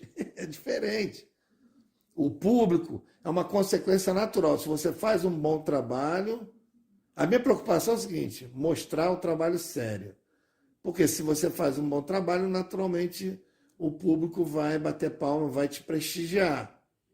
Claro, não nessas quantidades absurdas aí, que é um absurdo que a gente vê aí. Nego bota mentira deslavada, bota aquela chamada sensacionalista, milhões de visualizações. Não tem condição um negócio desse. Isso é uma vergonha. Isso é uma vergonha. Os ufólogos que fundaram a ufologia séria nesse país devem estar se torcendo no caixão, entendeu? Porque, e eu, sinceramente, não estou querendo também desprestigiar ninguém. Eu estou falando da situação, não estou falando de A nem B. Eu quero continuar fazendo minha pesquisazinha tal, e me aproximando o mais que eu puder de uma coisa que me interessa. Mas eu não quero participar dessa corridinha de rato aí não, cara. Isso aí não é um labirinto, não vai levar para lugar nenhum. Entendeu? Eu acho que nem dinheiro dá, porque o YouTube paga tão pouco, paga centavos por cada visualização. Se para ganhar algum dinheiro você precisa ter milhões de visualizações, e não é o caso da maioria. Então, não sei aonde está o buraco dessa história, o buraco negro aí, eu não sei onde é que está. Sei que é o seguinte, ó, não estou aqui para isso não. Quem conhece um pouco o Arthur já sabia da resposta que ele ia dar, né? Eu já não esperava outra coisa, Arthur, valeu. Mas fica aí para registrado para você aprender como é que faz a coisa. Bom, Arthur, é o seguinte, nós vamos parando por aqui. Eu vou fazer um bate-bola, tem duas perguntas aqui, fazer um bate-bola rápido para finalizar. É uma pergunta do Ozzy, o Ozzy mandou uma pergunta para nós aqui. Aí uma das perguntas do Ozzy é o seguinte: Arthur, você relaciona, na sua opinião, é óbvio, quando nós falamos de fenômeno OVNI, né? O que conta muito é a nossa experiência, essa é a grande realidade. Por isso que eu fico muitas vezes assim, prostituto da vida, com pessoas que não têm experiência nenhuma e se colocam como doutores, né, do assunto. E aí é muito engraçado, porque o cara não tem experiência nenhuma, experiência dele, né? Ele é um ufólogo, é um pesquisador legal, só que ele não tem experiência nenhuma, então fica muito difícil. Então, na sua experiência, Arthur, no que você acha, o fenômeno OVNI, ele se liga ao lugar, ele se liga às pessoas, ou seja, o Arthur é um cara que, poxa, onde o Arthur vai, ele costuma ter um avistamento. Vamos fazer uma vigília? Vamos, chama o Arthur. Cara, chamar o Arthur é certeza de ver alguma coisa. Então, na sua experiência, Arthur, o que você acha? Ele está ligado ao lugar, está ligado aos famosos hotspots, ou pode também estar ligado ao contato, à ligação com determinadas pessoas? E aí, outra pergunta, né? Já que é um bate-bola, uma coisa rápida, um outro integrante lá do nosso grupo, né? Lá do Telegram, fez a seguinte pergunta: Arthur, se você encontrasse, se numa das vigílias descesse ali um OVNI e eles viessem falar com você ali, os seres ali, o que você perguntaria? Qual que era a pergunta que você faria, né? A primeira pergunta, o que você... Isso aqui eu não vou deixar de fazer, tá? Então as duas aí rapidinho pra gente terminar.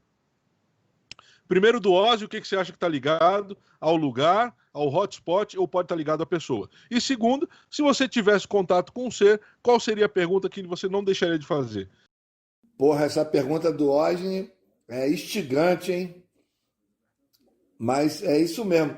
Olha, a gente acha que o fenômeno ele está diretamente ligado ao lugar, né? Aos lugares. A gente vai em busca, por isso que a gente procura esses lugares. Agora, eu não sei se o contato está determinado ao lugar, entendeu? Outro dia eu entrevistei o Wagner Borges, que é um espiritualista famoso, conhecido na ufologia, uma pessoa de alta credibilidade, que trabalhou a vida toda com projeciologia, né, que é a projeção astral, tem vários nomes, né? E ele é um profundo conhecedor dessa matéria e eu perguntei para ele alguma coisa parecida. Primeira coisa que ele me disse você pode estar muito afim de ir atrás do fenômeno, mas quem determina se vai haver o contato são eles, não é você. Entendeu? Então eu acho que isso está embutido aí na resposta do Ogen também. Ou seja, geralmente o lugar determina porque a gente procura os lugares onde o fenômeno está presente, onde o fenômeno está regularmente presente. A gente procura esses lugares para fazer a pesquisa. Mas quando chega lá, não é isso que vai determinar o contato, se vai aparecer ou não. Eles é que decidem. E eu nunca tinha pensado dessa maneira, ou melhor, já pensei, mas não valorizei, não sei. Mas é exatamente isso. A gente tem que admitir que nós não temos nenhum controle talvez sobre o fenômeno. Agora, em alguns lugares, eu já até ficaria na dúvida. Por exemplo, lá na Chapada Diamantina, meu amigo, eu acho que é o lugar mesmo. Porque eles aparecem mesmo e estão cagando se você está lá para olhar, se você vai fotografar, se não vai. E lá é festa. E devem haver outros lugares no Brasil desse nível. A gente é que não conhece. Ou que nunca foi lá. Eu fico imaginando o meu próximo projeto de viagem. Coincidentemente, outro dia a Lala Barreto falou sobre isso. Meu próximo projeto de viagem é a Serra da Capivara, que é o maior sítio arqueológico do país. E, ao mesmo tempo, ao lado da Serra da Capivara, ali nós temos a Serra das Confusões, que é uma área de mais de 700 quilômetros quadrados inabitada, desconhecida. Nem os mateiros mais fera das regiões próximas, ali em torno da Serra das Confusões, conhecem bem a serra. Eles conhecem um percentual muito pequeno da região. A Serra das Confusões é um local, ainda um dos poucos locais do nosso país completamente inexplorado. É inabitado, inexplorado, desconhecido, e está bem ao lado da Serra da Capivara. Na realidade, tudo ali a mesma região. Como é que se diz? Jalapão, fazendo fronteira com Serra da Confusão, com Serra da Capivara.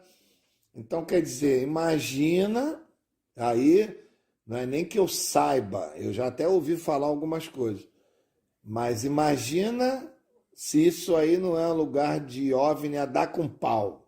Imagina quem chegar lá, o que vai encontrar. Entendeu? A minha primeira pergunta, com certeza absoluta. Vem cá, a gente pode dar um rolé? Vocês vão me trazer de volta? Se vocês forem me trazer de volta, eu quero dar um rolé. É a primeira pergunta que eu faria. Entendeu? Eu quero dar um rolé com eles. Quero, fazer igual o Jacomilha. Então a primeira pergunta é a seguinte, vai me trazer de volta? Então vamos dar um rolé. Dá para dar um rolé? Já pensou, meu amigo? Que experiência? Essa pergunta foi do Jonas Lourençon, tá? Lá do grupo lá do Telegram. E aí, bom, essa aí eu acho que eu também faria, viu, cara? Né? Acho que eu também faria. Dar aquele rolê, dar aquela volta esperta, pelo menos na nossa galáxia ali, né? Rapidinho para dar uma para dar uma observadinha. Gente, então é o seguinte, vamos lá, cara, mais um manual ficou super, hiper, mega power, né? Você que está nos ouvindo aí, gente, conteúdo de extrema qualidade, tá? O Arthur concordando aí, nós vamos fazer outros, né? A continuação disso aqui. Só que tem muito assunto para explorar. Eu não fiz 10% das perguntas que chegaram para nós, então a gente ainda tem muito material para explorar, tá? Vamos terminando então por aqui. A rodada final aí, Dudu e Evandro, suas considerações finais. Vamos lá.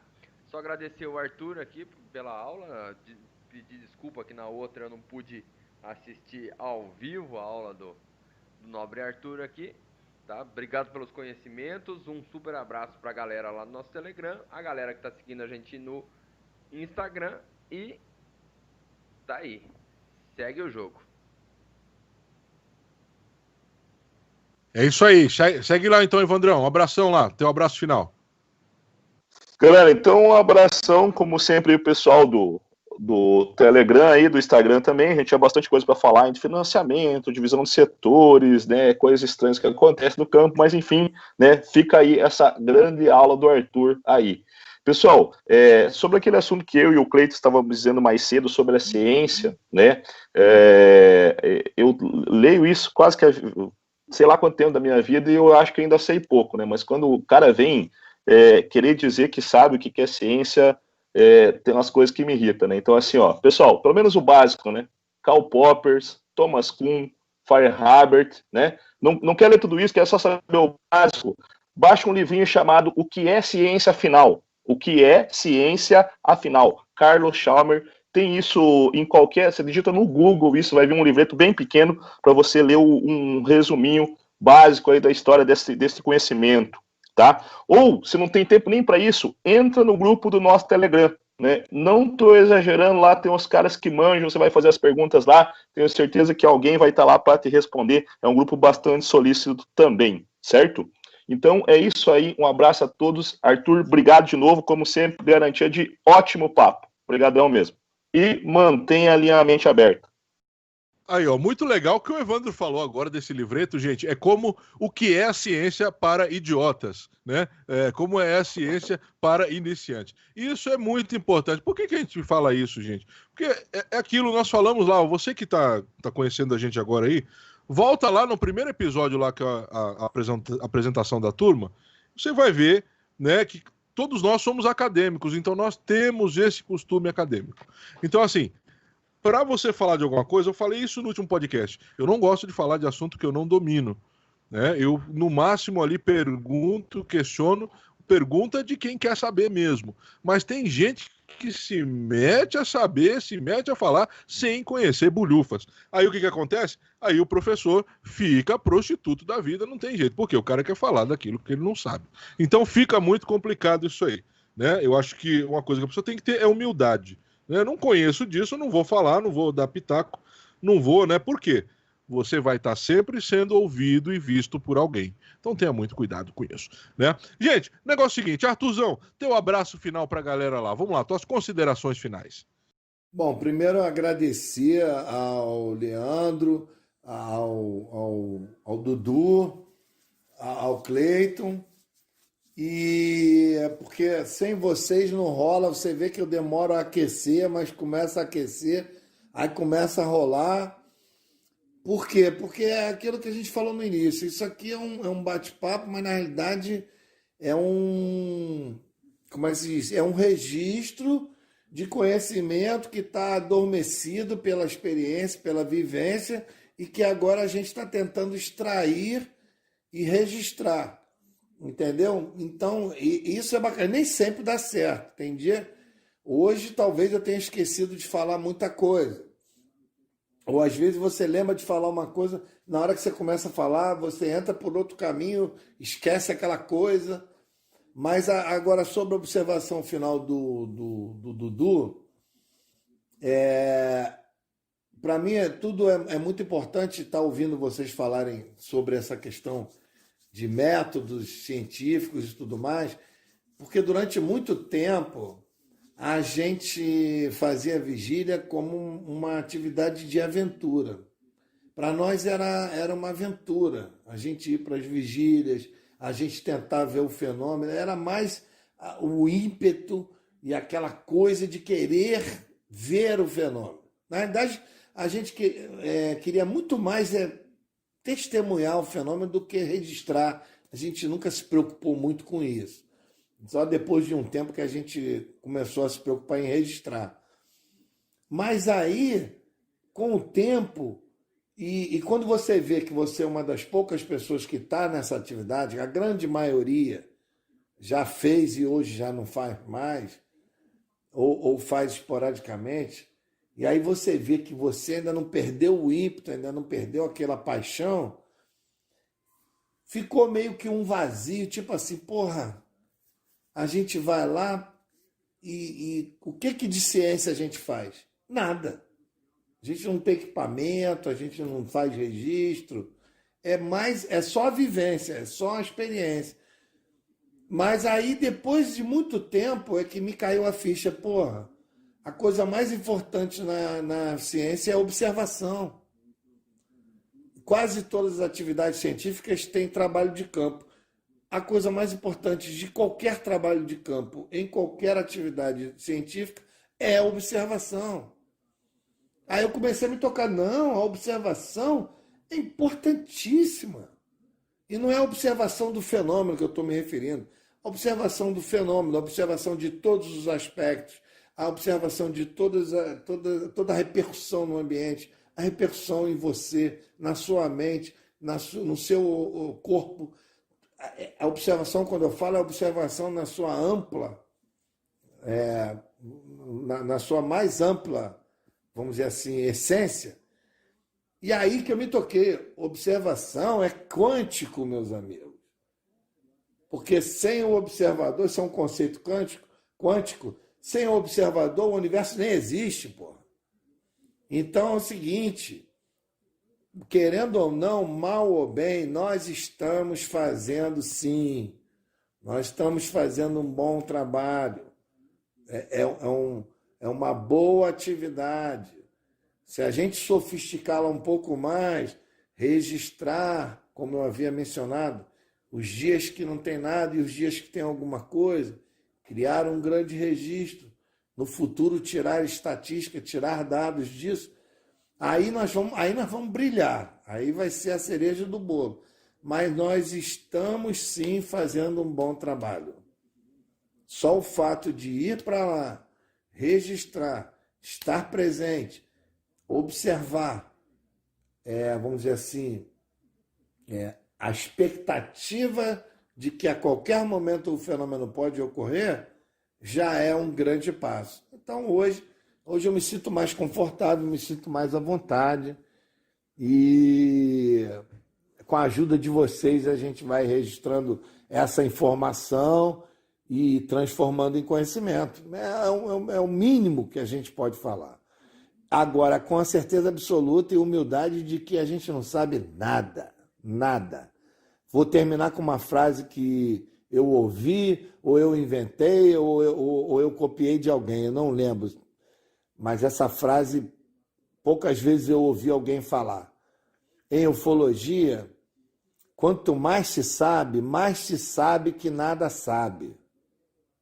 Ufologia é isso. Porque quanto mais você se aprofunda, é como se você ficasse cada vez mais distante. Porque o negócio é punk, que a gente chama de ciência. Quando você está na frente do fenômeno, você pode dar outros nomes. Pode chamar de mágica, pode chamar de qualquer outra coisa. Menos de ciência, porque o negócio é punk. E por isso é tão gratificante, e por isso a gente é viciado em ir atrás disso, e é muito gostoso. Eu acho que eu vou morrer fazendo isso. Então é isso, galera. Fica aí uma mensagem final aí. E um grande abraço para todos. Obrigadíssimo, principalmente quem está ouvindo, quem mandou as perguntas.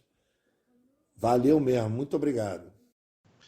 Bom, é isso aí então, gente, é isso aí. E aquilo, você matou a pau agora, como sempre, né? Observação também é ciência. Tá aí o Evandro, que já investiu horas e horas observando a nossa Via Láctea, o nosso cosmos, observando animais, você não tem nem noção, né, do que esse cara já passou aí e de observação. Então é só para a gente ter uma ideia, o que o Arthur falou, pura verdade. Gente, para você que está ouvindo a gente aí agora, aí, um abração no seu coração. Você que está nos ouvindo de Angola, tá? Para vocês que estão a nos ouvir de Angola, um abraço cá do Brasil, um abraço do Ufologia de Quintal.